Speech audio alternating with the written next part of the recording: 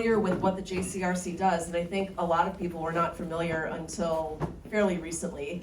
This is the committee that handles matters related to creating relationships outside of the Jewish community, and they handle actions and events and education related to Israel and anti-Semitism, and boy have they been busy since October 7th. We are so appreciative. The chair is Mark Goldauber, who is here tonight. And we are so lucky to have, I know that we have so many wonderful volunteers throughout the Federation, but our JCRC volunteers are really something special, and they have really stepped up to the occasion. And tonight, we have a program that we have brought to you. The opportunity came because we saw that there were several people in our community who had done something that normally it might not get a lot of attention, but now it feels pretty remarkable. So I would like to see a show of hands. How many of you have ever visited Israel? Okay. And my next question is, how many of you have visited Israel since October 7th? It's a lot less, and it is having an impact on Israel. There was a recent Times of Israel article about how tourism has just cratered, especially for group trips. And that's why we wanted to feature tonight. We have several members of our community who have recently made solidarity trips to Israel with different organizations. And we were able to get them together for this panel. And we also want to take a moment to thank our co-sponsors, Voice for Israel and Hadassah Raleigh Carey.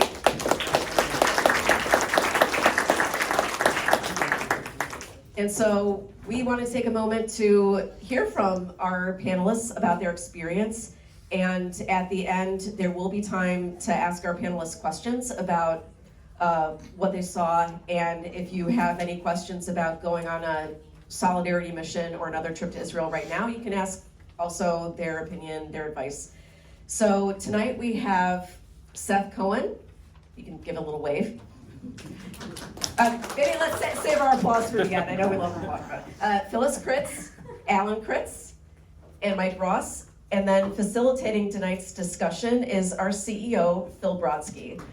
So let's give them a hand and we'll get started.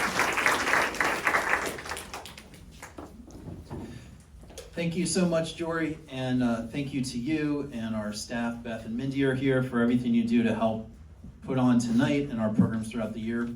I'm really glad that we're doing this, and I'm excited to bear witness to y'all's experience that you recently had in Israel. I haven't been to Israel since October 7th, but it's certainly been on my mind and the top of my to-do list every day since. So we're going to do a few things tonight. First, we'll give everybody an opportunity to introduce yourselves and show a couple pictures from your trips you recently went on. That'll be first. Then we're going to have some questions that we discussed ahead of time, and then we'll do some Q&A with everybody else. And for everybody that's here that also was recently in Israel, we'd love to hear a little bit about your experiences also during the Q&A part. So to kick us off,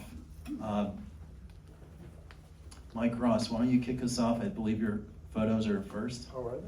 So we're gonna bring those up. Introduce yourself, tell us a little bit about your trip, and then we'll do Seth, and then Alan and Phyllis.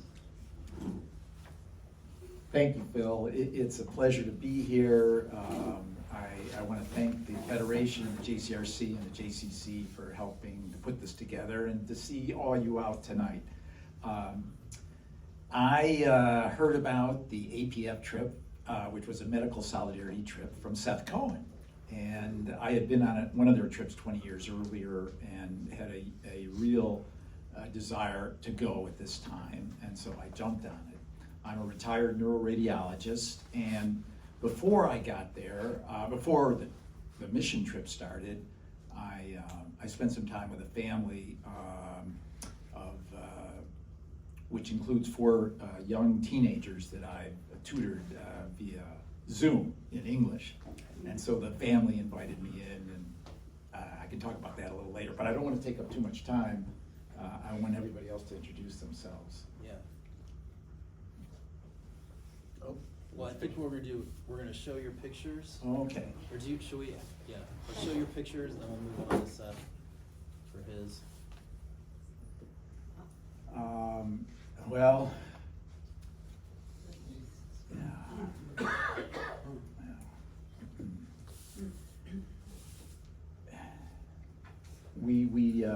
We visited some of the terrible sites of massacres in the Gaza envelope, and I actually didn't want to start talking about that right away, but it was a very sobering experience. I think everybody who goes to Israel in these days goes there, and what went through is what they went through, and what happened that day, October 7th, was reminiscent of what we've all grown up hearing about in the Holocaust. And I think we were all moved. I frankly, when I watch a Holocaust movie these days, I've watched a couple, it means more to me now because I feel like it's just happened in my lifetime. Anyway, so these were cars of Israelis who were shot, and then the car was burned many times with the people still alive. And in Israel, in the Jewish faith, you know that that every part of the human body is supposed to be buried, and so they were pieces of human remains in these cars, and they didn't know what to do with them. So they brought them all together, and they're still there, and they call it the car cemetery. I'm not sure what is planned yet. And the cars that were burned, they've rusted over already. So that's what that picture is. Are we going to move the pictures forward? Oh, okay. So the day after we visited the Gaza envelope, we were going to go to the Kotel and, like everybody, go right up to the wall, but there was this mass of people there, and it was a swearing-in ceremony for recruits that had gone through basic training, and I felt like I was experiencing what Israelis experience during their holidays with Yom HaZikaron, the day of Memorial Day for them, a day of great grief, and then the following day was like Yom HaAtzmaut, where celebrating the vibrancy of Israel, and it was inspiring to be there. I'm really taking up too much time. Let's go to the next picture. When were you there? Um, What were the dates? When were we there? February About 6th 3 to weeks 16th. ago? February 6th to the 16th. February 16th. So this was the family that I spent time with, and they're actually a somewhat Orthodox family. My arm is not around that girl who's next to me. And I stayed there a couple days, and it was really, it was a wonderful time for me to experience what it's like an Israeli family with first cousins in the line of fire, and the fears, how much they treasured a phone call from somebody at the front lines, and it was quite nice. And the one woman who's to the left, next to Eitan, I've known her for many years, and she is now stationed in Ashkelon, doing intelligence work, working 16-hour days. And this is like, I knew her as a kid, who loved Frozen. It's just amazing, and everybody's worried about her, and she doesn't talk about her experiences. Okay, let me go on. I'm sorry. Thanks, Mike. Who's next? Seth. Oh, that's ours then. Pictures are out of order, so they're next. Okay. I'm Phyllis, and Alan and I went on a solidarity mission with the Greensboro Jewish Federation. We were a small group of 16. Both their Reform and Conservative rabbis joined us. And there were about 3 to 4, depending on how you count it, those of us who latched on that are not members of the community, although our daughter is raising her family there and works at the day school. That's just as an aside. This has actually nothing really to do, maybe really, but everything to do with, I think, what we all experienced. We have a friend, we have family friends who live in Kfar Aza, and they lived in Raleigh and then they lived in Greensboro, and their youngest son graduated from AHA. And by the grace of God, just hashgacha pratis, as they say, divine providence, they were not on the kibbutz that weekend. I'll let you, if we have time, we'll tell that story. But their married daughter with 2 grandchildren, including a newborn, were there. Needless to say, they're relocated, the whole thing. They were away for the weekend. But what this is the overwhelming representation of trying to keep the funerals straight. Like having to choose between which of 3 concurrent at the same time. You know, we bury with all the remains, and we bury quickly. And that was horrendous. We have a story related to that also with our security guard, I'll just mention, who had his own Nova Festival experience, got shot, and couldn't wait to get out of the hospital to attend funerals of those that didn't make it that day. So this just continues.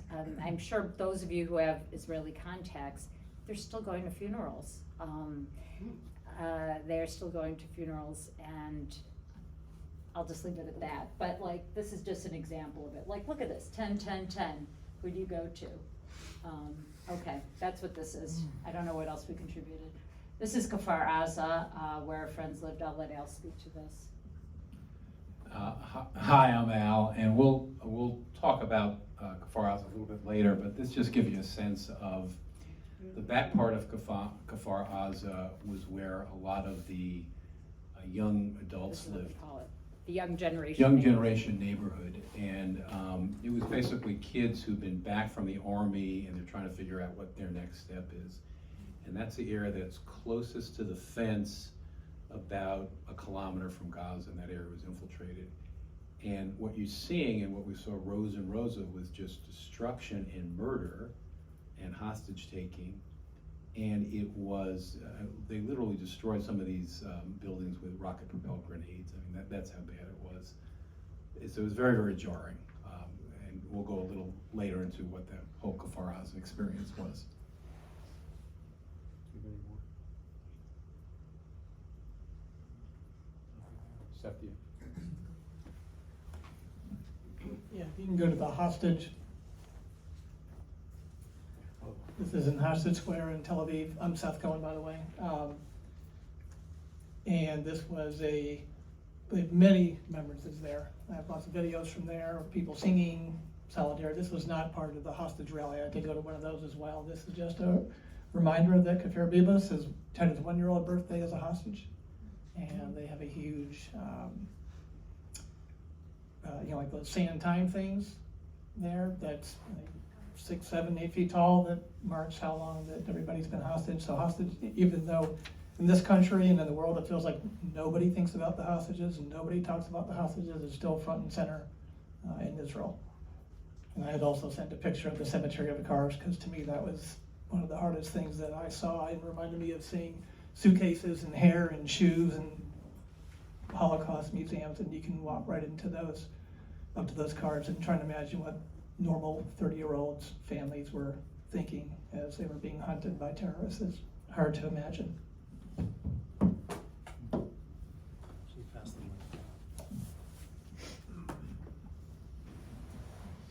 Thank you, everybody, for introducing yourselves and showing some of the sites and having us just jump right in. One of the questions that I'd like to start us off with is, Israeli society has been through so much upheaval over the last couple of years. If you can remember, before all this, the protest movement, companies were already suffering from so many of their employees being out and then this is a whole different level.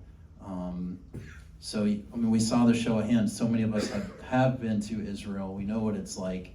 And so I'm wondering, you know, knowing what Israel's been through, what did it feel like to be there?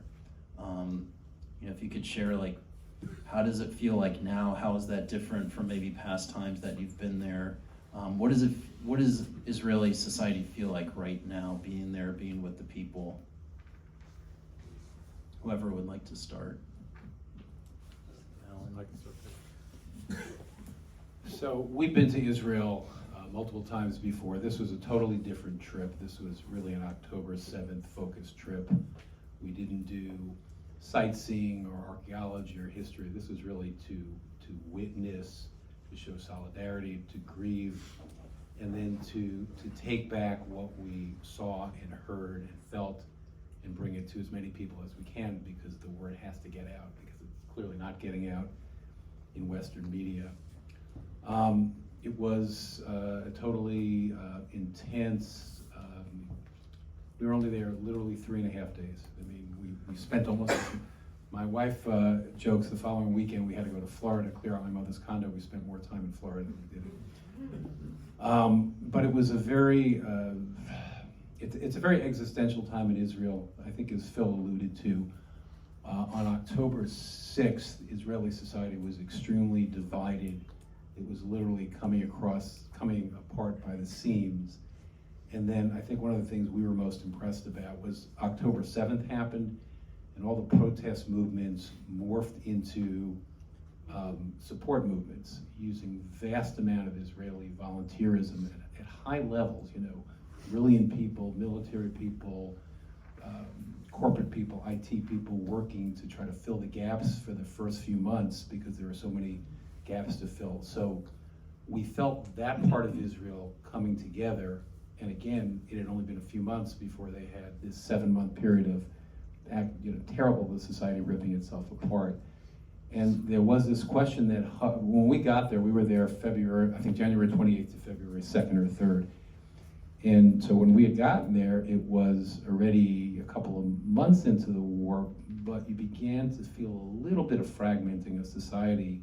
And one of the talks we heard was, you know, which Israel is going to emerge? They're very united right now, but will it be October 6th Israel or October 8th Israel after the war is concluded?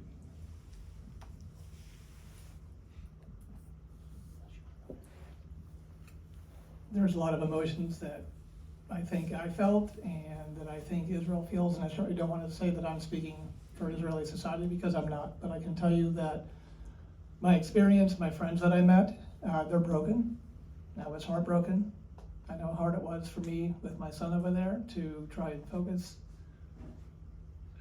on taking care of patients.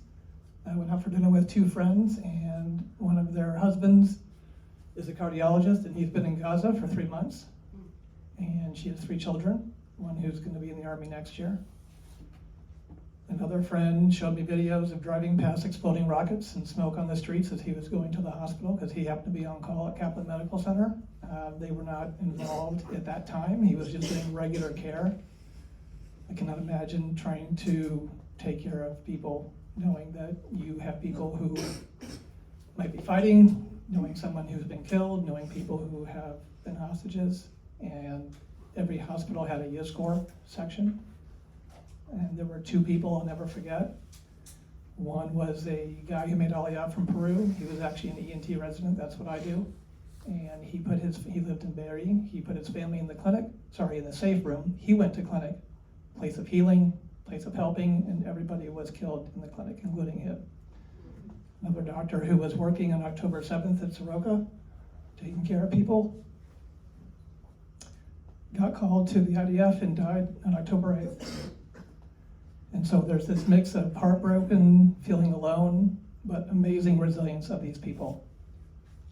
I'm gonna if you want to share that story of that mom, just as an example of resilience, just amazing. So it's this it's hard to put into words, this mixture of being broken, feeling alone, and just amazing resilience of ordinary people doing extraordinary. we were in Ramat Gan, and the city government explained what they were going through. Ramat Gan is near Tel Aviv. It's just a general everyday town. It's like Peoria in the United States or something, you know.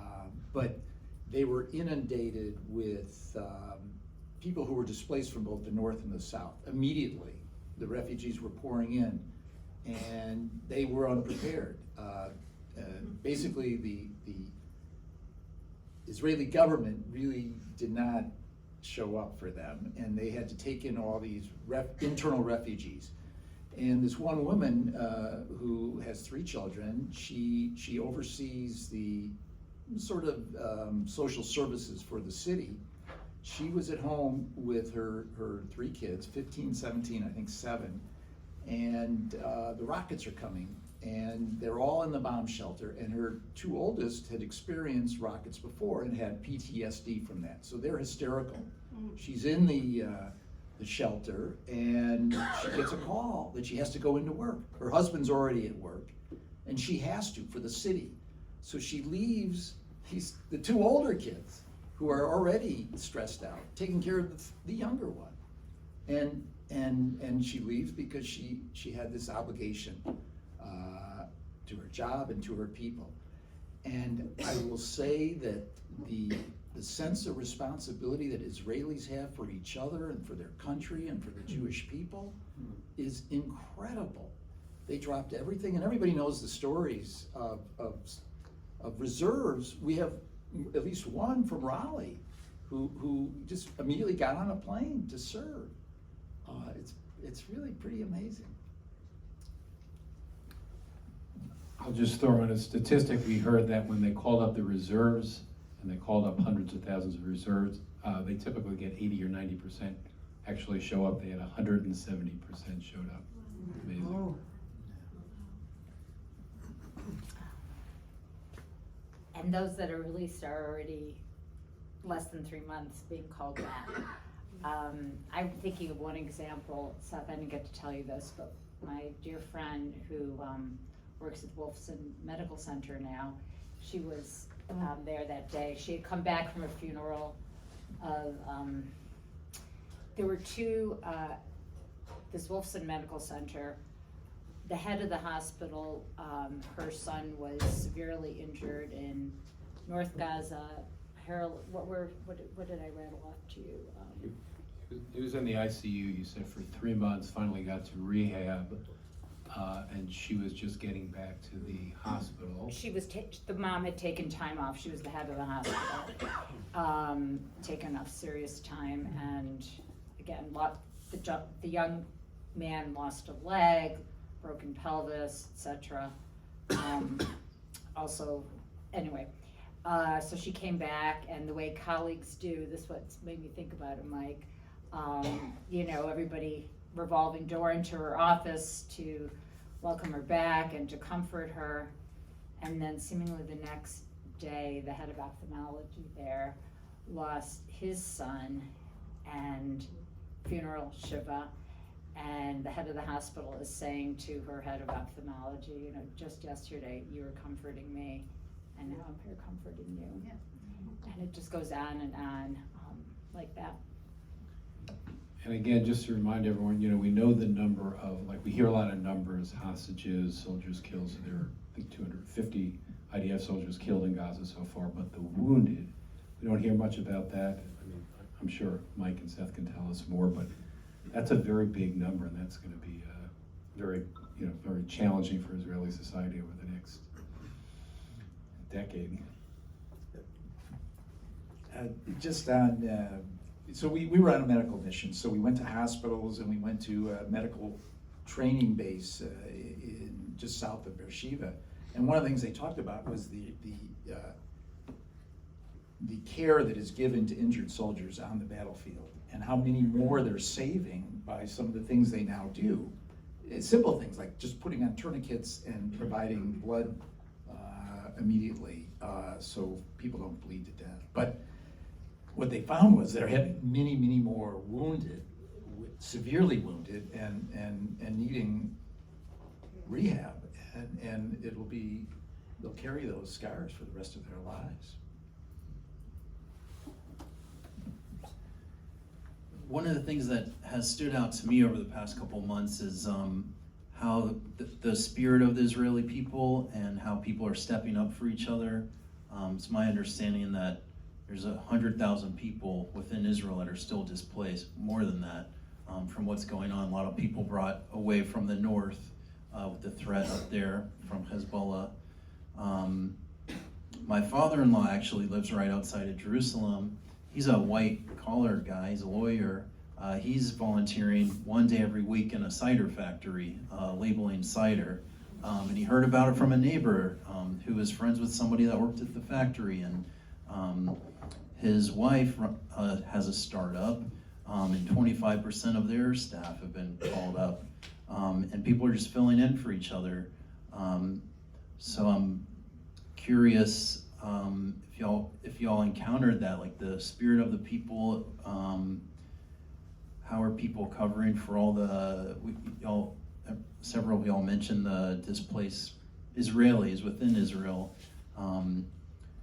Did you see examples of that, or something else that kind of surprised you about the people to people? I'll just give a quick story from our hotel. So we were staying in the Jerusalem Ramada, which is a hotel we've been told mainly has primarily Christian pilgrims, and then occasionally Israelis will come for like a holiday. So they got, by October 10th, they had 1,000 refugees from both Sderot in the south and Shlomi and another area up north. So they had 1,000 people. And when we were there, it's a 12-story hotel. We were on the top 2 floors, and then the other 10 floors are for the evacuees. And it was, when we walked into the hotel that night, it was just, we were just taken aback. There were 1 million young children running around, lots of Orthodox. It took us, we had to use a back elevator because the kids were playing on the elevators that night. But we were briefed by one of the head managers of the hotel, and he basically told us, all of a sudden they get 1,000 people. The government said you can give them, you don't have to you can give them 3 meals a day, but you don't have to spend a lot on food, and you can wash the sheets once a week. And they were like, no. So he mobilized. The first thing he had to do is get washing machines, because these are families coming in with laundry, and they're there months and months and months. So he mobilized, was able to get a connection in Jerusalem and get 10 washing machines, half price, and washing machines and dryers. And he told this story. He was so proud. He called his wife. The women came down with their laundry, and they were complaining there was no detergent. So his wife said, schmuck, you should have gotten detergent. I'm all with the women. There were 50 women nursing, a lot of young families. They had to get a freezer for breast milk. They had to set up daycares in the hotels. They converted an old tennis court, covered it so the kids would have a play area. They got, someone volunteered and volunteered 300 bathing suits for the kids so they could use a swimming pool. So none of this stuff was government. And gave swim lessons. So none of this stuff was government. This was him using his connections and people volunteering. And this is just one hotel in Jerusalem that's doing this. And this is going on all over the country. So just an incredible, we heard a statistic like 40% of Israelis are volunteering. I mean, just a staggering number. Related, another example, same thing, my friend, the Kessler family, Sharona, she was volunteering with kind of like a food truck, but instead of like go and pay, it's like come into the truck and cook. Because, your child's used to your peanut butter, macaroni, or whatever, falafel. And, for both that and just, the mother's sanity. So they would I shouldn't say mother, parent, they sign up for a shift at a time. And just thinking of things large and small. And a lot of this goes back really to the organization that was the one coordinating, the protest movement. So just really seeing another side of human nature. And I'll just add to that theme, There were from simple things from October 7th itself. We heard a brigadier general talking about all the people from Nova. He and his son, who was in intelligence fighting, and he took his insignia off his jacket just in case he got captured by Hamas. He didn't want them to know they had someone senior. And he corralled tons of strangers, a couple police officers, and saved about 70 people and helped repel some of the Hamas terrorists. So it's some of that. It's strangers helping strangers. It's amazing society with a dysfunctional government, I'm gonna say it. Really saving Israel. It's people saving people, and then it's endless. And the innovation to do these things. You mentioned the wounded. The vast number of 18 to 30-year-old people who are going through rehab, that's not normally the volume of people in rehab. They've had to rethink rehab. We need smoking rooms, we need music, we need haircuts. I mean, just basic things that I would never have thought of that they're having to think of and innovate on the spot is pretty remarkable to capture and cover the massive impact that this has had on Israeli society. I'll just say, excuse me for stating the obvious, but when we talk about strangers helping strangers, it's family helping family, right? Yeah, that's what's really unique. I was impressed with the ingenuity, like you were talking about, that there was a sense that the government of Israel had failed the people, but the people really, from the grassroots level, rose to the challenge, and it really makes one proud. There was quite a feeling of responsibility to each other that came through. One of the things, so we were briefed by two foreign ministers, and one of them was actually the only woman Arab-Israeli foreign minister. There are other foreign ministers who are male and either Christian or Muslim, but she was the only female Muslim Arab foreign minister. And so it's interesting getting her view. So one point she made was that the only Arab community in the world, and again, this was around February 1st, that understands what really is going on is the Israeli Arab community. And she made a point to say that there was tremendous volunteering from the Israeli Arab community and the Bedouin community and the Christian community. When that happened, they felt more Israeli than they did, Arab or Muslim or Christian. So just something that, again, we don't hear about that in the media here, but it's worth just pointing out. I don't have the statistics quite right, but I heard just today that they did a poll before October 7th, and something, I don't know exactly how they asked the question, but it was something like 47% of Arab Israelis felt Israeli. And they asked the same question after October 7th, and it was like 75%, which goes to your point.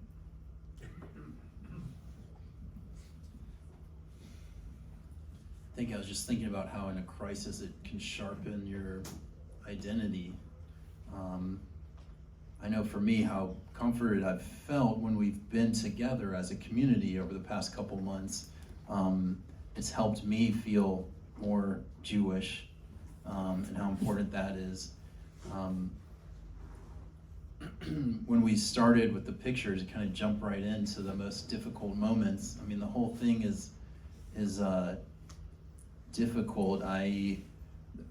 Federation and JCRC and several of us in the room helped organize a group of leaders across Raleigh to watch a video from the government of Israel about what happened on October 7th. And there are plenty of things that I saw in that video that I'll never forget.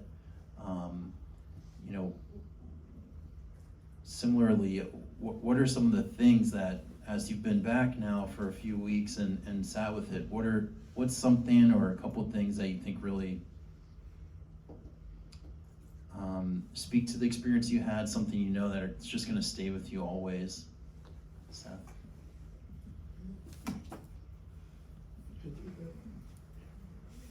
It's hard to choose just one, but one thing that, and it's because of what he said and who he was, we met when we were at Kibbutz Be'eri, there was a 30-year-old, his grandparents were some of the founding members. He had lost cousins. He had a 13-year-old cousin who was a hostage. He told us the story of one of his cousins who, they were in the safe room in one of the homes. He put his body against the door. He was shot, dying. He happened to be in security. His wife was lying over the 3 children. She said goodbye to him, took his pistol and killed the Hamas terrorists as they entered the safe room, and she was saved. So he's sacrificing himself. And he's telling us this story. He ends with, I'll never forget, and it's pretty apropos with Purim right around the corner. He saw the worst of the worst. He survived. We saw all the destruction. And he said it's very important for Israeli society and the Jewish world to be united not in the hatred of Haman, but in the love of Mordechai. And I'm never going to forget that phrase. It's very good to be motivated by love and not be motivated by hatred, and that leads to fighting a just war justly and all kinds of things. And it was just a very powerful moment for someone who went through what he went through. 2 quick anecdotes. My friend who works at the hospital was driving the older grandchildren, 10, almost 8, and almost 6, out for ice cream just this last, after Shabbat. And in the back seat of the car, the 8-year-old, almost 8, 2 sisters, 8 and 10, just kind of asked the question out loud, I don't understand how and why they hate us. The Gazans hate us so much. And without missing a beat, in front of the 6-year-old who knew nothing because his father had been serving, and the mother was protecting him, the big sister, the 10-year-old, said, it's not the Gazans, it's Hamas. Very, very much able to discern. Back to just the Israeli notion of service. The other story I wanted to add, we were at the Erez Crossing, which is the northern crossing for goods to flow back and forth and laborers back and forth, and that was infiltrated and attacked right away. It wasn't an army base, but now soldiers are stationed there. And we had lunch with a group of 18-year-olds on the religious side, so they were all young men. Soldiers. Who had been just hanging out in the north through their training, and they were brought down, and imminently in the next couple days they were going to be entering Gaza. And you just can't help but look at them and not see, your son, your grandson, your nephew, just so young. And I was trying to express that, most, that you're, the terrible fortune of, you doing army service, and this is what's going on in your life. And the young man was very quick to correct me and clarified that. He said, no, this is something I've always wanted to do. I have 2 older brothers. I always just wanted to be like them, and I thank God that each of them went through their army time at a relative peace.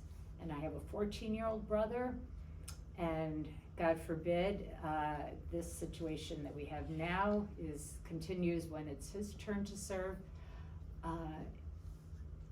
I am more than fine with it. And just one voice among many. I'm going to give a more sobering story here because I think it's just important, as we have been inundated for 5 months with the terrible things going on in the Gaza Strip. I think it's important to remember when we were at Kfar Aza that this thing was incredibly methodically planned. There were 300 terrorists, they think, in Kfar Aza that day. They landed with some of those flyers.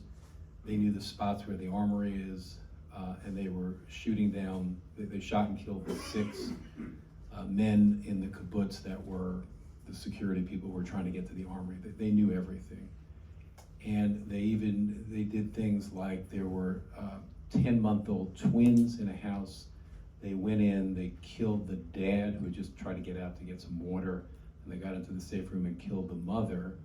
The twins were crying for, I think, 17 or 18 hours. They used the twins as bait, So people would try to go rescue them and they would be shooting them down. So it's a horrible story. We heard another horrible story, a Bedouin doctor during the Rav was taken by Hamas, shot in the legs, tied to a tree, also used as bait to get other people, even though he told them, he's Muslim, he's Bedouin. So the reason I think these stories are so important to remember is because we can forget if you're reading the typical paper that we're seeing in the news that we're getting every day. And these were not, these people were not coming in to make a two-state solutions, so we just need to remember. I don't want to get political, my wife just said that, but I just think we just need to this is what we witnessed. We heard these stories.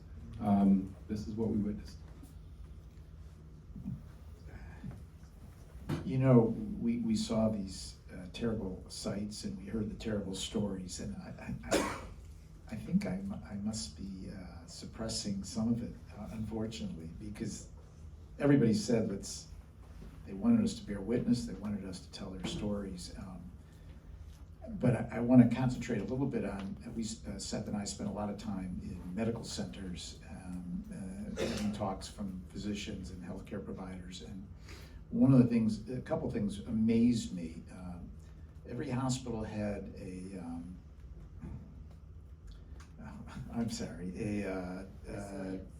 resilience center, because it's such a part of the ideology, the fabric, the culture of Israel is to get through these things and come back better and stronger. And they had a lot of issues on how to deal with resilience. And I got one in contact with my wife who teaches resilience at Duke. The other thing that impressed me at the hospitals was, of course, in Israel, a large percentage of the staff are Arab. And they were very concerned that there wouldn't be any discord between Jewish and Arab healthcare staff. And they spent a lot of time concentrating on that, and there have not been major problems in that regard.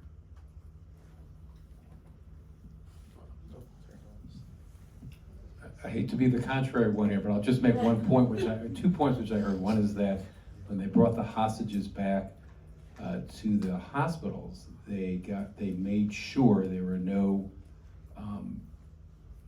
Arab Israeli speaking physicians and nurses, because the accent, the trauma of just hearing that accent was going to be too much. So I did hear that.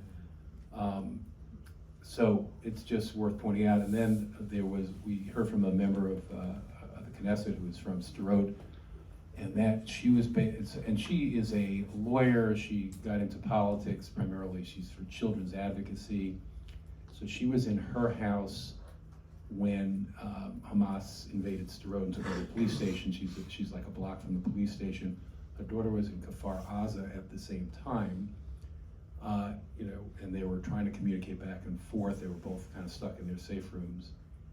But the reason I'm segueing into this is, so she's also a displaced Israeli, because she's from Sderot, and she's a member of the Knesset. So many of them came to Jerusalem, where the parliament is.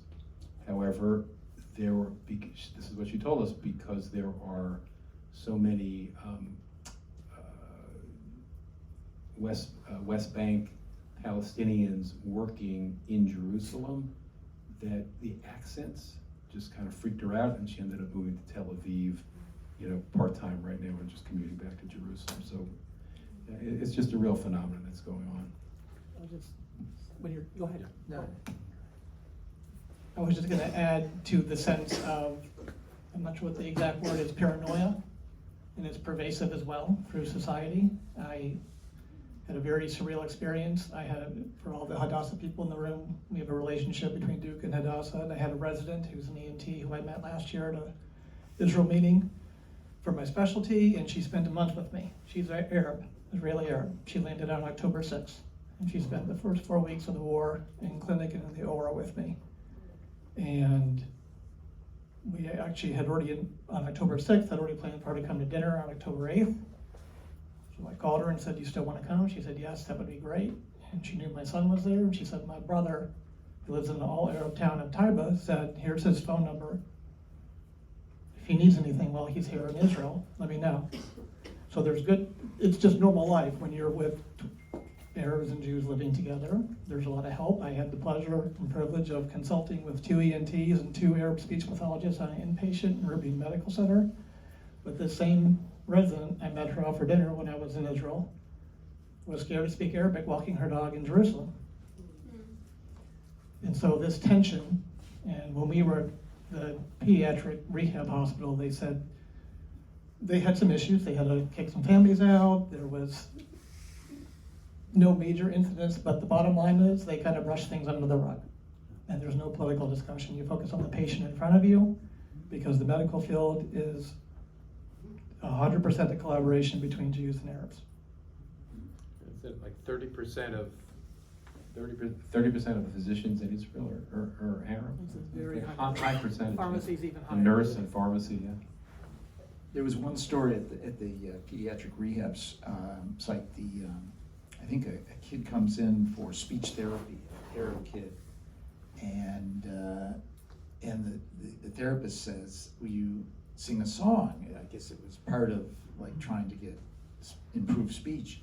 So he selected a Hamas fighting song to this, Jewish speech therapist who was really shook up by it, and it created a whole reaction, and they were thinking that maybe they shouldn't treat this kid anymore or whatever, and I can't remember exactly what happened, but the administration, somebody talked to the mother, and the mother was apologetic, and chose another song the next time it came up.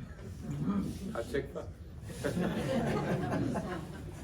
I'm gonna ask 1 or 2 more questions, then we'll open it up for everybody for Q&A. Speaking of the hostages, did y'all have a chance to meet any of them or their family, and what was that like?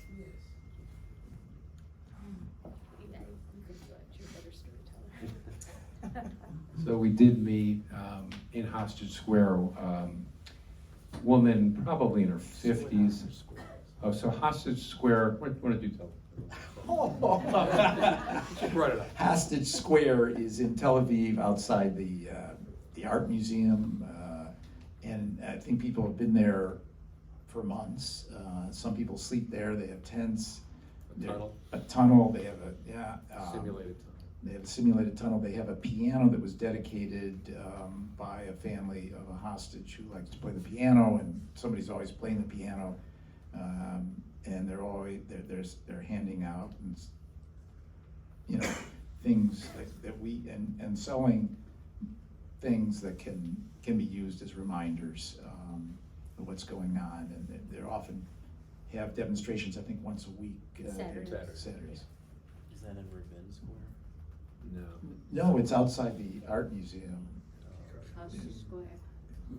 Yeah, they called it Hostage Square. So, and it's very, intense. We were there on a rainy day. But the woman, so she, and I don't remember what kibbutz she was in, and we didn't take any notes. We were so, just kind of listening to her. But basically, her and her husband were caught in their safe room, and his brother-in-law, so her brother-in-law and their 2 kids in a separate kibbutz were taken hostage, and basically at the first release of the hostages, the 2 14 and 15-year-olds released, but so her brother-in-law is still, as of day we were there, like 115 or 116, he is still a hostage. 52, kind of leftist, which a lot of these, Gaza envelope people were, these kibbutzim were. And she, again, the sense you get in Israel right now, from the minute you walk in the airport and there's pictures of all the hostages on that long incline that you walk up, the society is a very traumatized society. Until these hostages are back, it's going to remain a very traumatized society. So she just reflected she couldn't go back to her kibbutz now anyway. She didn't want any of her old clothing anymore. I mean, that's how traumatized. They were in that safe room for 34 hours. actually, near Oz is where they were. Yeah, and she said, back to the clothing, like, I'm not the same person.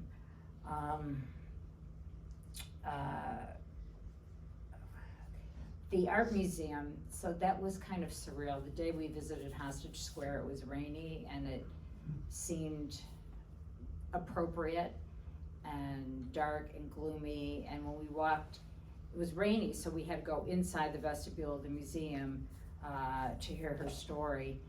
And maybe you saw one staffer walk by, you know, no one's going to museums, you know, it's like COVID, but amplified, right? Like, cause like all the trauma. And interestingly, our friend, who works at the hospital, who visited us one night in our hotel, that was the first time they had gone out, is to come see us. And I literally contacted her the day before, because I didn't know what her schedule was. So one thing I want to say is, one of my fears taking this trip was that it was going to feel voyeuristic. Like, what can we possibly do? And I know many of you are nodding and for sure feel that way. And like, I was even surprised. I thought, you know, I'll wait until this spring do Volunteers for Israel. I know what I'll be doing then, you know, but Al really kind of pushed us on this one. But it was exactly the opposite. First, huge thanks for our showing up. And a concern for we Americans dealing with the anti-Semitism we're dealing with you know, because of their situation. You know, it's our situation. And then what can we do? Just go home and share what you saw, And just back to some other points we talked about. I mean, how economically, you know, with people, reservists called up and people displaced and no tourism. I mean, they're so in need on so many levels. Yeah. Just since you mentioned just one kind of comical story, I mean, I've never seen this airport more empty in my entire life. And when I was leaving, I have never seen a security team at the airport excited to actually see somebody coming through. They had something to do. The wall, our experience at the wall. I just want to give a little plug, since we did raise a nice amount of money in this community for the JFNA, that we did meet with one of the VPs for the JFNA distribution and Jewish Federations of North America. Jewish Federations in North America, sorry. And this was again day 116. She started off by saying, you know, 13,000 have been injured, 136 hostages still, 200,000 people internally displaced, 360,000 people in reserve duty, and we've raised $775 million, and that about half of the money had been distributed to different, mostly NGOs, but also towns and villages. And it's just a spit in the bucket for what they're gonna need. So, last question, then we'll open it up for everybody. Some of the things we were talking about, you know, in the past couple minutes about fear and not closing yourself off, and Seth, what you said about, are we going to come out on the Haman or Mordechai side? Are we going to come out on the 6th, October 6th or October 8th side? And also, Phyllis, what you just mentioned, like, we're facing anti-Semitism and tons of anti-Zionism, anti-Israelism here. And we have our own fears about, do we wear our Hamsa and Jewish stars and t-shirts and ribbons or not? Do we keep sending our kids to, you know, Jewish preschool or not? Like, there's all kinds of fears that are in our minds. So, you know, I'm wondering, Phyllis, you started to touch on it, like, is there a message that either the people you met with have for us, or that y'all have for us, having been there and experiencing it, witnessing it, being with the Israelis, you know, closely? Is there a takeaway that you have for us, or a piece of guidance or recommendation, you know, from the experience that you had?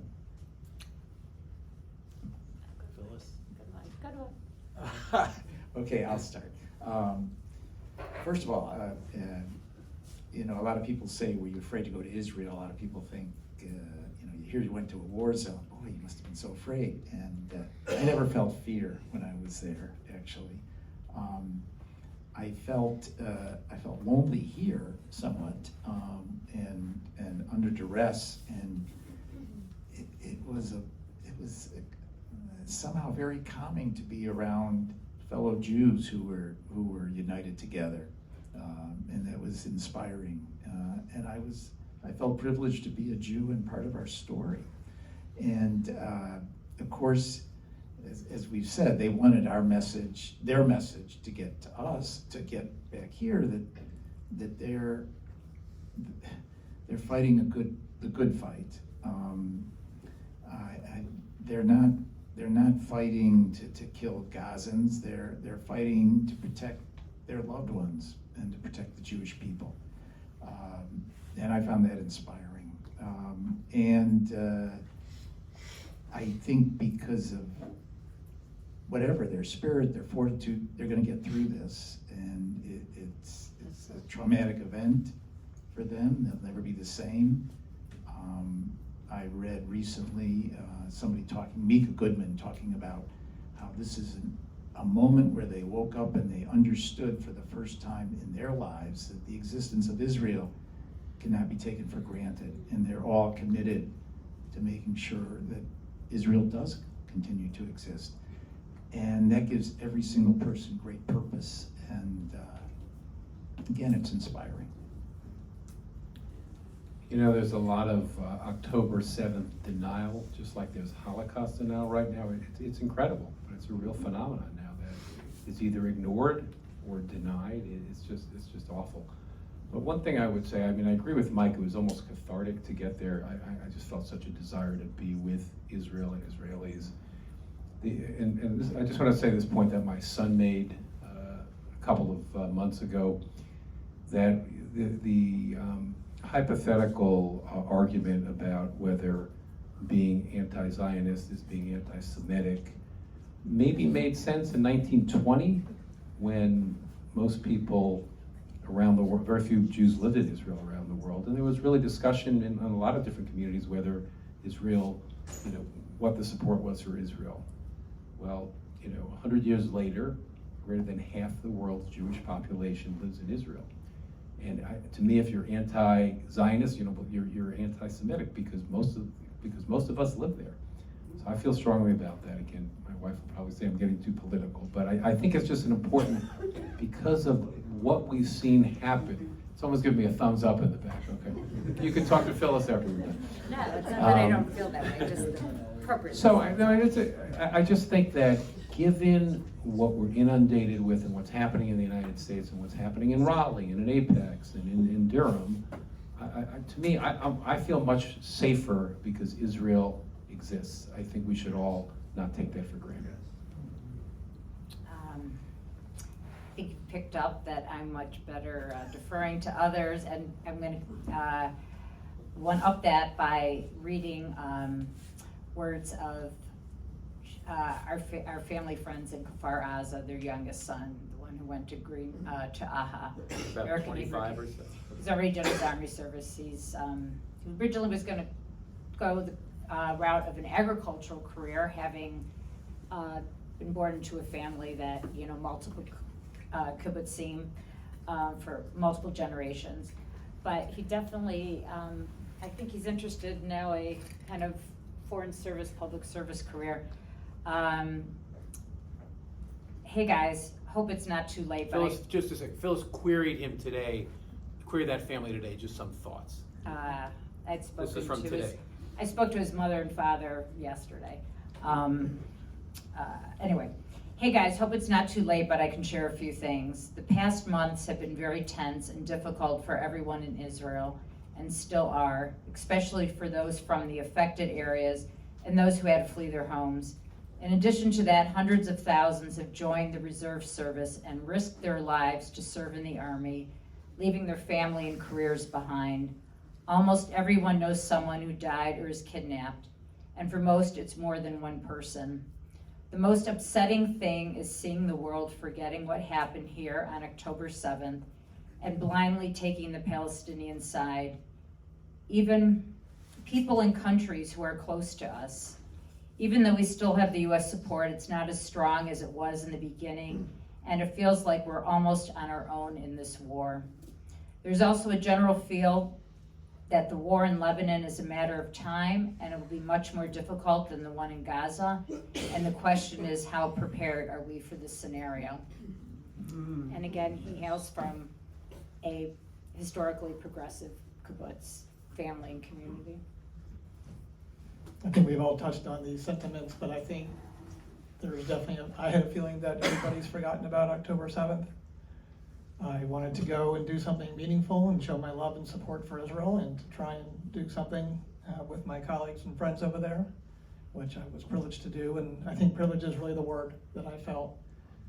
Being able to go and bear witness, and everybody said thank you. Everybody said go tell our story. I think they feel that no one knows it, no one hears it, no one cares. My colleagues certainly feel alone. I don't know if they'll ever travel to another academic meeting again. They both said, you're one of the only people who's reached out to us. How can we go to a meeting and feel safe and leave our kids and be with people who have been asked how we're doing? And they're well known, everybody knows who they are. We have a small community, so I think that's really important. I'm a big Zionist, I'm a big pro-Israel person, and the day before I left, I was in the OR, and my patient was gonna have I needed to cut something off. So anyway, I had to tell her that I wouldn't be able to tell her about her pathology for a week, because I was gonna be gone. And the nurse was standing near me and her son was there, and I hesitated when she asked me, where am I going? She said, are you going somewhere fun? I said, not really. She kept pressing me, and then I finally said, I'm going to Israel. And I was, for me to be, I don't know what the word was, but scared of saying I was going to Israel during this time was pretty shocking to me. And I think it's very important that we don't do that. One of the other things besides my very friend, I'm gonna call him because I'll never forget, his advice was that October 7th and everything afterwards is a Jewish story. And the head of Sheba Rehab told us that, and it's 100% true, and I think that's the message for me, that and what the Barry guy told me.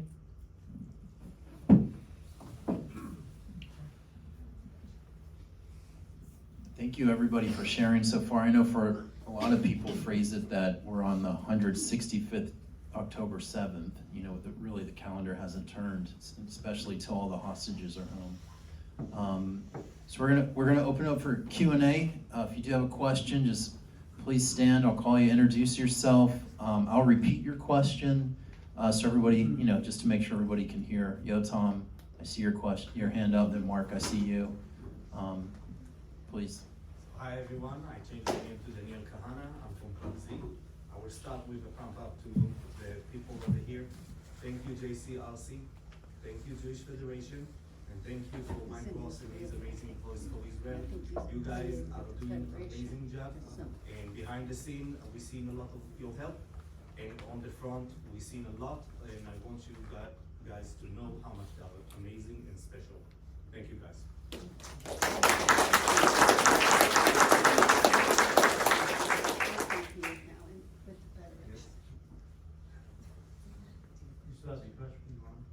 Well, I just have a question. I just. You said you. I thought that you. That was crazy. We have another panel in the back. Let's continue with a request from the community and then the question. So as you know,